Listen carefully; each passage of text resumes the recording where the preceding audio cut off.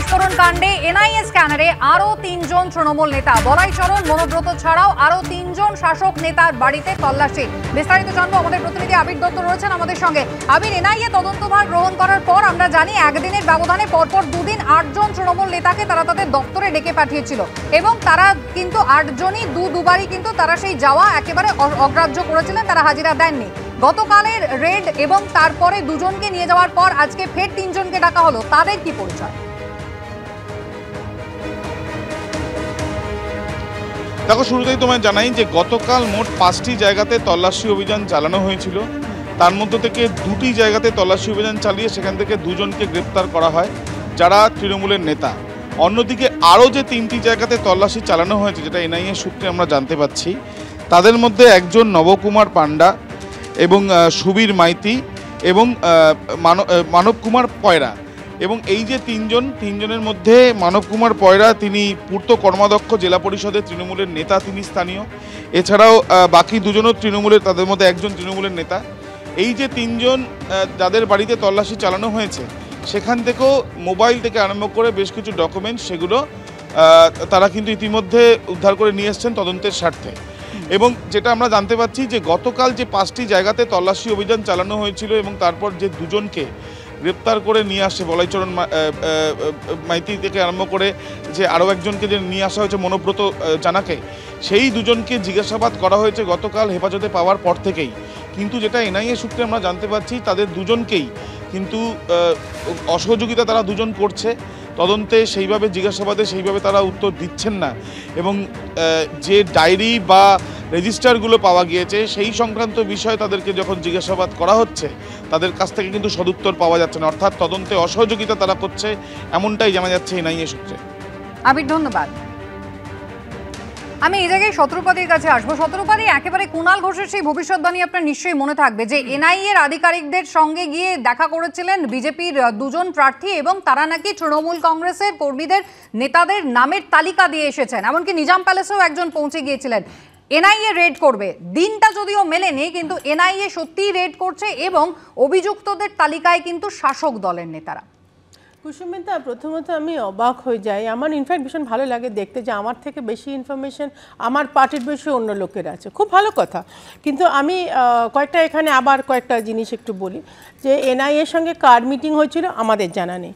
যদি হয়েও থাকে, এই যে পার্টিকুলার কেসটাতে যারা মারা গেছিল, মানে যার বাড়ি ঘর পুরো একদম ধূলিসাৎ হয়ে গেছিল, যার বাড়িতে নাকি কালীপটকা ফেটেছিল, সেই কালীপটকা ফাটার ধরুন একটা পুরো বালি পড়ে গেল এবং যার মানে ক্ষতবিক্ষত দেহ, এটা পুলিশের কাছ থেকে আমরা কালকে শুনলাম, সে কিন্তু তৃণমূলেরই কার্যকর্তা এবং যাদের ধরেছে তারাও তৃণমূলেরই কার্যকর্তা।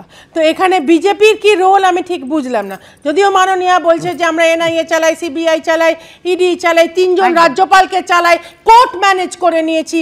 তো এই ধরনের আমি একটাই এখানে উত্তর দিতে পারি যে আমরা ভাই দেশ চালাই। তো ন্যাচারালি দেশের মধ্যে যা যা আছে আমি চালাই। সেটা নিয়ে কিন্তু অবশ্যই অভিযোগের তীর কেন্দ্রের দিকে যাবে। না, কেন্দ্রের দিকে তো তীর নিয়ে বসেই আছে, তীর নিয়ে তো বসেই আছে। কিন্তু আমার এখানে পরিষ্কার একটা বার্তা যে তোমরা যদি এই ধরনের লোকজনকে কার্যকর্তা হিসেবে বেছে নাও, যারা বোম তৈরি করে, যারা চোর, যারা ছ্যাঁচোর, যারা শাহজাহানের মতন এইরকম ভাবে মানুষের অত্যাচার করে, প্রত্যেকেই তৃণমূল কংগ্রেসের পদাধিকারী, মানে একেবারে ঘটনার একটা রিপিটেশন। এই যে ঘটনাটা 2 জন নেতাকে গ্রেপ্তার করার পর 3 জনের কথা আপনারা বলছেন, আমি তো এইটাই বলছি, লক্ষ্য তো একটাই, যে লোডশেডিং অধিকারী যেভাবে উচ্চাসা নিয়ে যেভাবে লড়ছেন ওখানে, তৃণমূল কংগ্রেসকে দুর্বল করছেন। আমি বলছি যে ইলেকশন কমিশনের তো দেখা উচিত যে একটা লেভেল প্লেইং ফিল্ড থাকুক। আজকে তো ইলেকশন কমিশনের কাছে তৃণমূল সহ বিরোধী দলগুলো আজকে যাচ্ছে এবং তারা অভিযোগ জানাচ্ছে যে এজেন্সির স্বাভাবিকভাবে লেভেল প্লেইং ফিল্ডটাকে নষ্ট করে দিচ্ছে। এটা ভারতবর্ষের গণতন্ত্র এবং ভারতবর্ষের লোকসভা নির্বাচন দুর্বল করছে। আমি বলছি আমি বলছি যে আপনারা এখানে যে অন্যায় হচ্ছে, জেনে রাখা দরকার। যারা মারা গিয়েছেন তারাও তৃণমূল কংগ্রেসের কর্মী সমর্থক, যাদের বিরুদ্ধে অভিযোগ তারাও এত বড় অভিযোগ 2 বছর ধরে চুপ করে স্বরাষ্ট্রমন্ত্রী বলেছিল কেন? 2014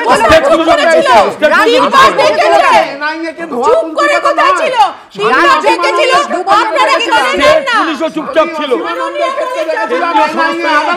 দিলীপ ঘোষ কি বলছেন? ভূপতিনগরে এনআইএর উপর হামলায় বাংলাদেশের যোগ থাকতে পারে এমনটাই দাবি করছেন দিলীপ ঘোষ। শুনুন একবার। সন্দেশখালীতে আমরা দেখেছি সাধারণ মানুষকে সামনে করে দিয়ে দোষীদের বাঁচাবার চেষ্টা হয়েছিল, মহিলাদেরকে ব্যবহার করা হয়েছে। আবার ভূপতিনগরে একই ঘটনা ঘটেছে, বোমা বিস্ফোরণ হয়েছিল, তাতে যারা দোষী তাদেরকে ধরার জন্য জিজ্ঞাসাবাদের জন্য যখন ওখানে এনআইএর লোকেরা যান তাদেরকে ঘিরে ধরে আক্রমণ করা হয়, মারা হয়, ভয় দেখানো হয়। পশ্চিমবাংলার গ্রামে গঞ্জে কেন এরকম ঘটনা ঘটছে? আর একই রকম ভাবে পাবলিককে, মহিলাদেরকে আগিয়ে দেওয়া হচ্ছে কেন? দুষ্কৃতিকারীদের বাঁচাবার জন্য। এটা খালি একটা সামান্য ঘটনা নয়, এর পিছনে বিরাট চক্রান্ত আছে। এখানকার সরকার আছে, নেতারা আছেন, এমনকি বাংলাদেশের যোগও থাকতে পারে। আর শাহজাহানের মতো লোকেরা যারা টিএমসির লালন পালনে বড় হয়েছে তাদের হাত আছে। তাই কেন্দ্র সরকারকে খুব সিরিয়াসলি এ ব্যাপারে পদক্ষেপ নেওয়া উচিত। বিষয় এই জায়গায় মিস্টার চট্টোপাধ্যায়ের কাছে আসবো। সুমনবাবু বলবেন। মিস্টার চট্টোপাধ্যায় দাঁড়ান, সুমনবাবু আপনার সময় আপনি বলবেন। মিস্টার চট্টোপাধ্যায় সন্দেশখালীর ঘটনার ক্ষেত্রে ইডির ওপরে হামলার ঘটনার পর যখন শেখ শাহজাহান উধাও হয়ে গেলেন তখনও কিন্তু আমরা দেখেছিলাম যে শান্তনু ঠাকুর তিনি একেবারে মায়ানমারের যোগ খুঁজে পেয়েছিলেন, বাংলাদেশের যোগ খুঁজে পেয়েছিলেন, রোহিঙ্গাদের যোগ খুঁজে পেয়েছিলেন বিজেপি নেতারা। কিন্তু আমার কথা হচ্ছে যে যখনই কোনো একটা ঘটনা ঘটে সে একেবারে রাজনৈতিক রং নির্বিশেষে সমস্ত রাজনৈতিক দল একটা ডাইরেক্টিভ ঠিক করে দিতে চায়। মমতা বন্দ্যোপাধ্যায় বলছেন যারা এসেছিলেন তারাই হামলা চালিয়েছেন, গ্রামবাসীরা কেউ নন। কেন্দ্রের তরফ থেকে বলা হচ্ছে যে হয় বাংলাদেশ বা অন্য কোনো জায়গা। কেন? একটা তদন্তকারী সংস্থা, তাদের তো নিজস্ব পাত থাকবে, তারা কিভাবে তদন্ত করবে? দেখুন, যেসব দুর্নীতি, যেসব আইটেম নিয়ে এখন ইডি, সিবিআই বা এনআইএ করছে সেগুলো হচ্ছে আইদার দুর্নীতি এবং এক্সপ্লোসিভ সাবস্টেন্স অ্যাক্টের কেস এনআইএ। এখন কথা হচ্ছে যে আমরা ওয়েস্ট বেঙ্গলের পরিপ্রেক্ষিতে যদি দেখি, আমি আপনাকে ডজনস অফ ঘটনা দেখে দেবো ইন দ্য রিসেন্ট পাস্ট যেখানে ব্লাস্ট হয়েছে এবং সেই ব্লাস্টগুলো হয়েছে কিসের আড়ালে? ব্লাস্টগুলো হয়েছে যে পটাকা তৈরির কারখানা আড়ালে যে ব্লাস্টগুলো হয়েছে। আপনার লাস্ট যে ব্লাস্টটা হলো দত্তপুকুরে, সেখানেও দেখেছি, এবং সেই মাল কোথায় যাচ্ছে সব দেখেছি আমরা। আমি সেই ডিসকাশনের মধ্যে যাচ্ছি না। আমার কথা হচ্ছে please don't interrupt to my time. শুনুন, আমার কথা হচ্ছে আইন, ল অ্যান্ড অর্ডার হচ্ছে স্টেট সাবজেক্ট। স্টেট গভর্নমেন্টের ডিউটি হচ্ছে যে এখানে কোনো এক্সপ্লোসিভ সাবস্টেন্স অ্যাক্টের কোনো অমান্য করা হচ্ছে কিনা। আমাকে 1 নম্বর বলুন, এগুলো ক্রাইম কিনা, দিস আর অল ক্রিমিনাল। এবং এই ক্রিমিনাল অ্যাক্টিভিটির সঙ্গে দেখা যাচ্ছে অনেক ডেথ, এগুলো ডেথও হয়েছে অনেকেরই, অনেক বাচ্চা মারা গেছে ফুটবল খেলতে, যে বল মনে করে খেলতে। এই যে একটা অবস্থা, এর জন্য দায়ী আমি কেন্দ্রীয় গভর্নমেন্ট। আজকে এনআইএ আছে, এনআইএ এসেছে, কিন্তু এনআইএ না থাকতে 2008 সালে তাহলে পুলিশ কি করে? আমি একটা কথা মিস্টার চট্টোপাধ্যায় বারবারই পুলিশকে নির্দেশ দেন মুখ্যমন্ত্রী রাজনৈতিক দল রং নির্বিশেষে কাজ করতে, বিস্ফোরক উদ্ধার করতে, আগ্নেয়াস্ত্র উদ্ধার করতে। তাহলে পুলিশ কি করে? এই তো চিফ মিনিস্টার নিজে ডিজিপিকে ডাইরেক্ট বলেছিল আপনার যে এবার সব এগুলো কোনো কি অ্যাকশন হয়েছে। গতকাল যাকে এনআইএ পাকড়াও করলো তার বাড়ি থেকেই কিন্তু আগ্নেয়াস্ত্র উদ্ধারের ঘটনা ঘটেছিল, বিস্ফোরক উদ্ধারের ঘটনা ঘটেছিল। তারপরে বিস্ফোরক আইনে কিন্তু মামলা হয়নি। 2 বছর স্টেট গভর্নমেন্ট কি করলো? অ্যাকশন নেওয়া হয় না। সুমন বাবু, না আমি বলছি এনসিআরবি রিপোর্টটা একটু ভালো করে দেখে আসবেন, তাহলে এনসিআরবি রিপোর্ট নিয়ে তো প্রশ্ন রয়েছে।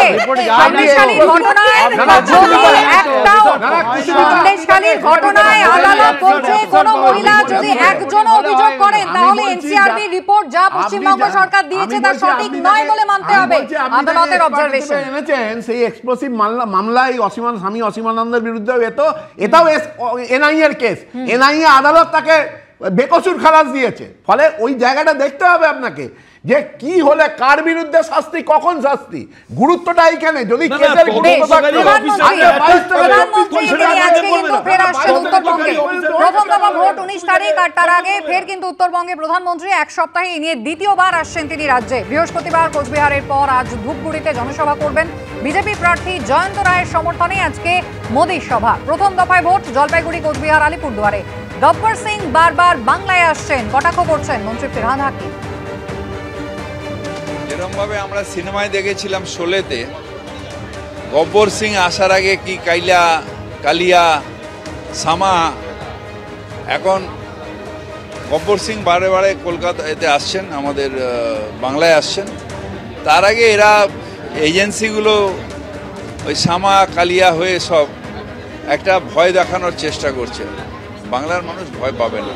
শতরূপাতে ইসবার 200 পার বলে 2021 বিধানসভা নির্বাচনের আগে আমরা দেখেছিলাম এ ধরনের হেলিকপ্টার চপার বারবার আসা যাওয়া করেছিল, হয়নি। আর এবারও কিন্তু সেই একই ছবি, ইসবার 400 পার, টার্গেট কিন্তু অনেক বেশি। কুসুমিতা, এরকম অন্য লোকে বললে আমি মেনে নিতাম। বিধানসভা আর লোকসভার তফাৎ অনেকে বোঝে না, তুমি তো বোঝো। প্রধানমন্ত্রী আজ আসছেন, আরো 8 বার ভয়ের জায়গাটা তো সেখানে, এবং আসবেই আসবে। ভয়ের জায়গাটা সেখানে 200 বলে 77 দিয়েছিলেন, 40 থেকে কোথায় যাবেন? না না, ভয়ের জায়গা কোথায়? সুমন দা এক সেকেন্ড আমায় জিজ্ঞেস করছে। হ্যাঁ, বিধানসভার কথা বলছি, বিধানসভার কথা। কিন্তু স্ক্রিপ্টটা অন্তত ঠিক করে দিন, স্ক্রিপ্টটা অন্তত ঠিক করে দিন। আরে মহারাজ কৃষ্ণচন্দ্রের সমাজ সংস্কার কোন ছাত্র করেনি, উনি নাকি করেছেন গুজরাটে। মহারাজ কৃষ্ণচন্দ্রের সমাজ সংস্কারের কথা প্রধানমন্ত্রী গুজরাটে বসে পড়েছেন, বাংলার কোনো ছাত্রছাত্রী কোনোদিন পড়েনি। না, স্ক্রিপ্টটা অন্তত ঠিক করে তৈরি করে দেবেন প্রধানমন্ত্রী। এবার প্রধানমন্ত্রী আজ আসবেন, প্রধানমন্ত্রী আরো 8 বার আসবে, এবং প্রধানমন্ত্রী এসে মানুষকে আশ্বাসিত করছেন। উনি কিন্তু ওনার স্পিচের ট্রেন্ড যদি তুমি দেখো, অফকোর্স লোকাল ইস্যুজ অ্যাড্রেস করছে, এবং উনি আশ্বাসিত করছেন যে মানুষ নিশ্চিন্তে সেন্ট্রাল ফোর্সের জন্য ভোটগুলো দিতে পারবে, ভোট দিতে বলছেন, এবং ভোট দিলে বিকশিত ভারতের কথা উনি বলে যাচ্ছেন। এবং উনি এই জিনিসটা আরো বলতে থাকবেন, আরো 8 বার আসবেন। প্রতিটা ফেজে মাল্টিপল মিটিংস উনি করবেন। প্রধানমন্ত্রীর বিচরণ নিয়ে মুখ্যমন্ত্রী না কথা বলাই। দুর্নীতি দূর করতে বদ্ধপরিকর কেন্দ্র, এবং সন্দেশখালী একটা বড় ইস্যু, যেখানে নারী নির্যাতনের বদলে নারী সুরক্ষার প্রতিশ্রুতি তিনি দিচ্ছেন। কিন্তু এখানে আমি শতরূপাদি মনে করিয়ে দেবো যে বিজেপির একজন বুথ সভাপতির সঙ্গে টেলিফোনিক কনভারসেশন যেটা একেবারে ভাইরাল হয়েছে, যেখানে তিনি বলছেন যে মানুষকে বুঝিয়ে দিতে হবে যে কেন্দ্র টাকা দিচ্ছে এবং বঞ্চনা করছে, এ রাজ্যের সরকার দুর্নীতি করছে, তাই টাকা তারা পাচ্ছেন না। প্রচারটা দুয়ারে দুয়ারে করতে হবে, মানুষকে বুঝিয়ে দিতে হবে। সুমনবাবু, প্রধানমন্ত্রী তিনি কিন্তু আজও আসছেন। পাখির চোখ অবশ্যই উত্তরবঙ্গ, প্রথম দফার নির্বাচন উত্তরবঙ্গে রয়েছে। কিন্তু আমরা দেখছি প্রত্যেক দিনই প্রচারে একদিকে দুর্নীতি নিয়ে যখন তিনি বক্তব্য পেশ করছেন, তার পাশাপাশি কিন্তু সন্দেশখালীকে কিন্তু ইস্যু করছেন তিনি, এবং সেখানে দুর্নীতিগ্রস্তদের বিরুদ্ধে কেন্দ্র ব্যবস্থা নেবে, কড়া পদক্ষেপ গ্রহণ করবে, এমনটাই তার প্রতিশ্রুতি। এবার এই ভূপতিনগরের ঘটনা কোথাও বাড়তি মাইলেজ দেবে না তো? আমি বলছি যে প্রধানমন্ত্রী রোজ আসুন, উনি তো আমারও প্রধানমন্ত্রী, কিন্তু আমি প্রধানমন্ত্রীকে অনুরোধ করব, তারই আন্ডারে যে বিদেশ মন্ত্রক, তার সঙ্গে তার কথার মিল থাকছে না। উনি সবাই বলছেন যে ঘর মে ঘুষকে মারেঙ্গে, আর বিদেশ মন্ত্রক উল্টো কথা বলছে যে ভারতবর্ষের বিদেশ নীতিই নয় যে আমরা অন্য দেশের মধ্যে গিয়ে সেখানে কোনো হত্যাকাণ্ড ঘটাবো। দ্বিতীয়ত হচ্ছে, যেটা আমি বারবার ধরে বলতে চাইছি, যে প্রধানমন্ত্রী স্ক্রিপ্ট যারা তৈরি করে দিচ্ছেন, কারণ প্রধানমন্ত্রী দেখে কথা ভাষণ দেন, তাহলে তার স্ক্রিপ্টটা তো সঠিক হওয়া দরকার। আমি একটু আগে বলছিলাম কথাটা, যে কৃষ্ণচন্দ্রের সমাজ সংস্কারের কথা উনি এর আগে একটা মিটিংয়ে এসে বাংলায় বলে গেছেন। কৃষ্ণচন্দ্র, মহারাজা কৃষ্ণচন্দ্রের সমাজ সংস্কার গুজরাটের একটা স্কুলে, বাংলার কোনো স্কুলের পাঠ্যসূচির মধ্যে সেটা নেই, সেই কথাটা তিনি উল্লেখ করছেন তার স্ক্রিপ্টের মধ্যে। ফলে এই যে নতুন করে ইতিহাস নির্মাণের যে প্রচেষ্টা, যেমন ধরুন কৃষ্ণচন্দ্রকে একটা মানে সিরাজ বিরোধী একটা জাতীয়তাবাদের তকমা দেয়া, আসলে তো কিছু না। সন্দেশখালী আমি বলছি যে আজকে যে ভূপতিনগর নিয়ে আমরা আলোচনা করছি, এটা তৈরি করা, দুঃখের তো এটাই। যদি গুরুত্ব থাকতো, ভূপতিনগরের যদি গুরুত্ব থাকতো, তাহলে সেটাকে অনুমতি দিত, আজকে 2024-এর লোকসভা নির্বাচন পর্যন্ত বসে থাকতে হতো।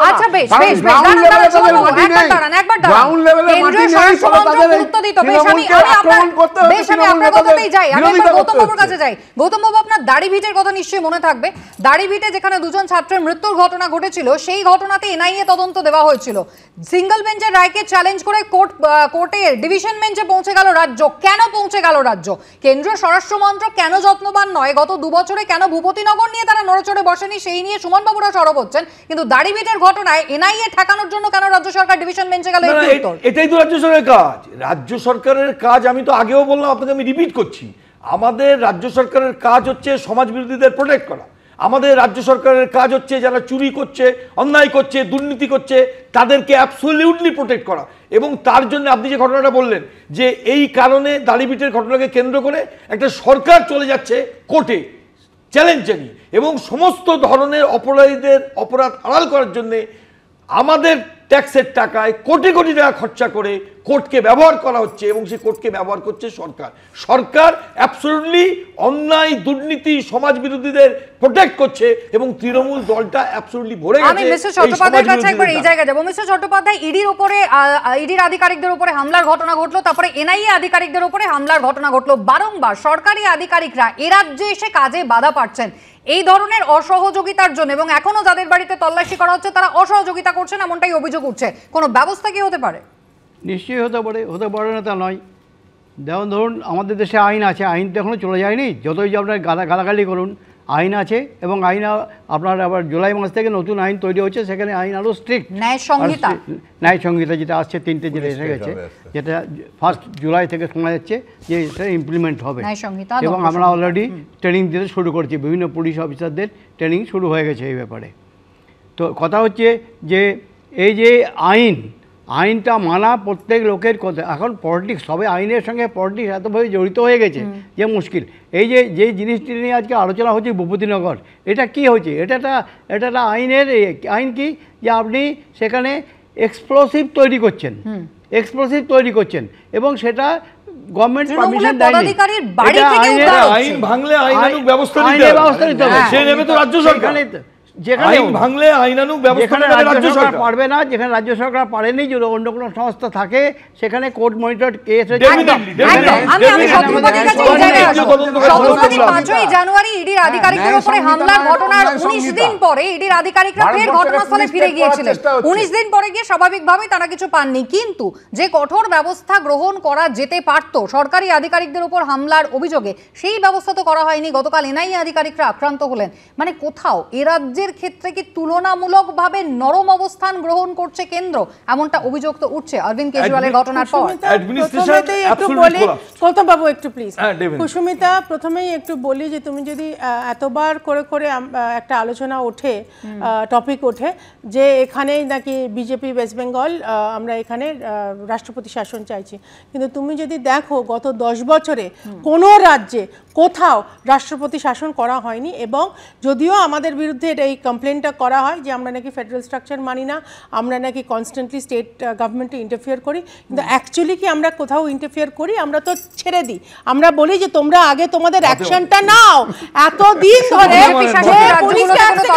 শেষ করতে দাও, এতদিন ধরে ওয়েস্ট বেঙ্গল পুলিশকে সুযোগ দেওয়া হয়েছিল, ওয়েস্ট বেঙ্গল পুলিশ কাজ করতে পারতো, যেখানে মাননীয় বড়াই করে সব নাকি ওয়েস্ট বেঙ্গল পুলিশ করে।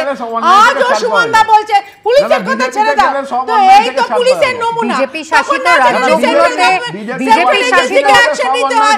প্লিজ আমাকে কথা বলতে দাও, দিস ইজ নট ডান। আরেকটা কথা আমি বলি, যেখানে সুমনদা কনস্ট্যান্টলি পুলিশকে এ করছে, ভূপতিনগর নাকি ছোট ঘটনা, সেখানে প্রধানমন্ত্রী কি বলছে সেটা নিয়ে আর চর্চা না করলেও হবে।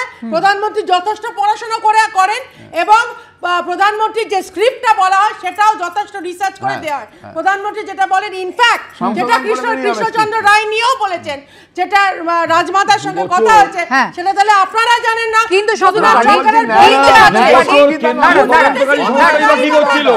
উনি নিজে বলেছেন, উনি জানেন।